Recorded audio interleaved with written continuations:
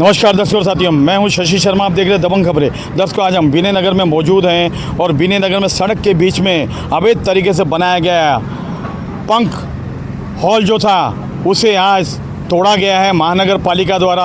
आपको बताना चाहता हूं दर्शकों, ये तोड़ो कार्रवाई यूँ ही नहीं हुई है। परसों परिवहन मंत्री प्रताप सरनाईक ने दौरा किया था और इंद्रलोक में जो भयंकर आग लगी थी उसमें 3 लोगों की दर्दनाक मौत हो गई थी और उसी के चलते उन्होंने दिशा निर्देश जारी किए थे। 1 हफ्ते तक लगातार इस तरह का ड्राइव जो है वो मीरा भाईंदर में चलेगा और जितने भी इस तरह के मैरिज हॉल हैं और अवैध स्ट्रक्चर बनाए गए हैं उनको तोड़ा जाएगा। देखिए किस तरीके से यहाँ पे महानगर पालिका तोड़क कार्रवाइयाँ कर रही है। यहाँ पर 4 अवैध तरीके से सिलेंडर भी प्राप्त हुए हैं।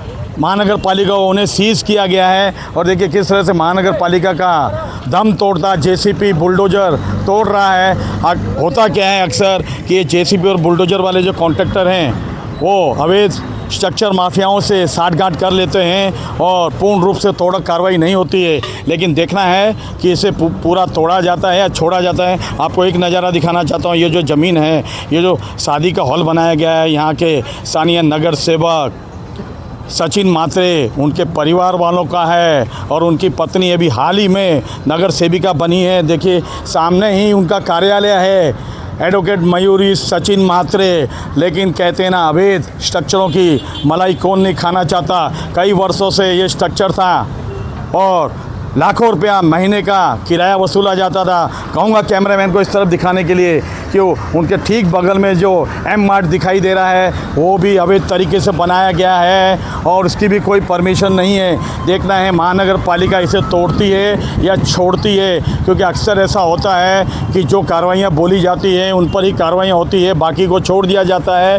ताकि दोबारा से महानगर पालिका का तोड़क दस्ता वहाँ पहुँचे, दल बल पहुँचे और जनता का पैसा जो है और व्यर्थ में बहाया जाता है पानी की तरह।